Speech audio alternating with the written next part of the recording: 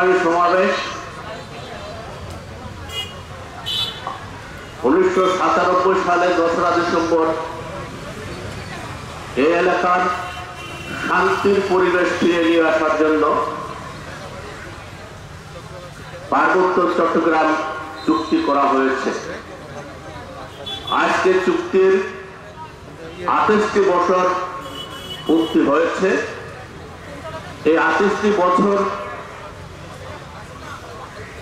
হওয়ার পরেও চুক্তির যে মৌলিক বিষয়, চুক্তির যে মৌলিক যে উদ্দেশ্য লক্ষ্য করে নিয়ে চুক্তি করা হয়েছিল, সেই চুক্তির মৌলিক বিষয়গুলো আজও অবধি বাস্তবায়ন করা হয়নি।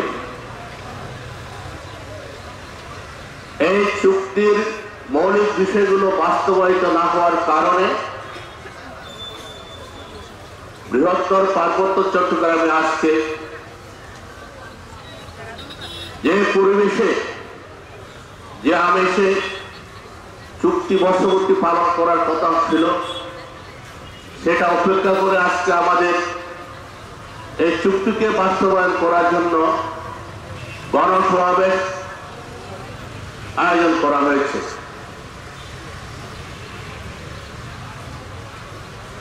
আমরা দেখতে পাই বিগত ফ্যাসিস্ট সরকার, আওয়ামী লীগ সরকার চুক্তিটি করার পরেও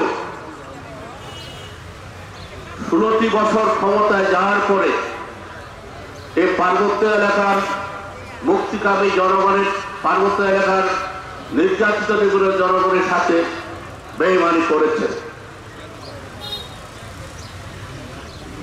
আমি মনে করি যে চুক্তি হওয়ার পর যে ভূমি বিরোধ নিষ্পত্তি কমিশন আইন 2001 সালে হয়েছে, 2001 সালে পরে সে ভূমি বিরোধ নিষ্পত্তি কমিশন আইন 2016 সালে সংশোধন করা হয়েছে। 2016 সালে সংশোধন করা হলেও আজকে 2025 সাল এই ভূমি বিরোধ নিষ্পত্তি কমিশনের কোন বিধিমালা আদৌ অবধি প্রণয়ন করা হয়নি সরকার তরফ থেকে। যার কারণে আমাদের যে পার্বত্য এলাকার যে মূল সমস্যা, ভূমি সমস্যাটা ঝুলে রেখে দেওয়া হয়েছে এখানে।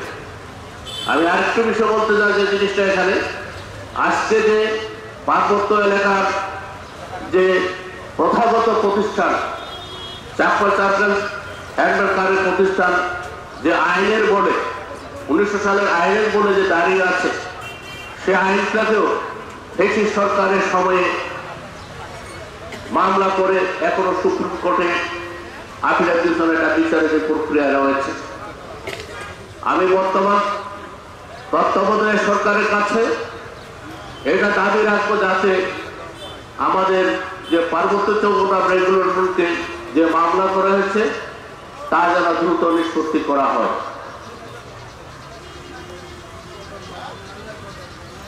আমরা দেখি বর্তমান সময়ে আমরা দেখতে পাই যে জিনিসটা যে পার্বত্য চুক্তির আলোকে আঞ্চলিক পরিষদ, 3 পার্বত্য জেলা পরিষদ এবং 3 মন্ত্রণালয় সৃষ্টি করা হয়েছে এখানে। এই পার্বত্য জেলা পরিষদ সৃষ্টি করা হলেও পার্বত্য জেলা পরিষদ কিন্তু স্বাধীনভাবে কাজ করতে পারছে না। এটা খুব দুঃখজনক। বিগত কয়েকদিন আগে দেখা যায় শিক্ষক নিয়োগ বিষয়ে, এখানে যে শিক্ষক নিয়োগ বিষয়ে যে গড়িমসি করা হয়েছে, এটা আমি মনে করি যে পার্বত্য চুক্তির আলোকে পার্বত্য চট্টগ্রামে যে সমস্ত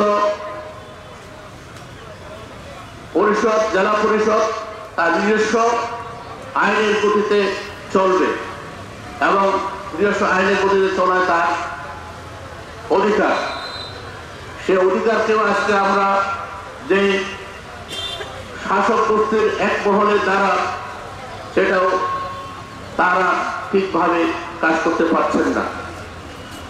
পাশাপাশি দেখা যায় ভূমি বিরোধ নিষ্পত্তি কমিশন আইনে ভূমি বিরোধ নিষ্পত্তি কমিশন তাদের যে বৈঠক হওয়ার কথা সে বৈঠকের আয়োজন করা হয় বারবার ভেস্তে যায়। এটা খুব দুঃখজনক, এসরে খুব লজ্জাজনক জিনিসটা।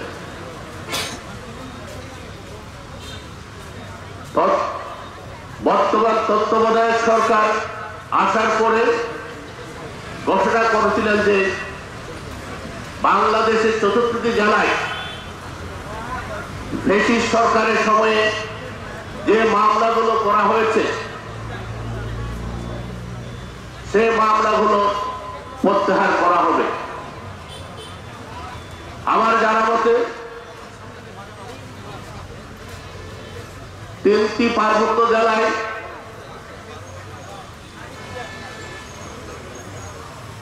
কতিপয় রাজনৈতিক সংগঠনের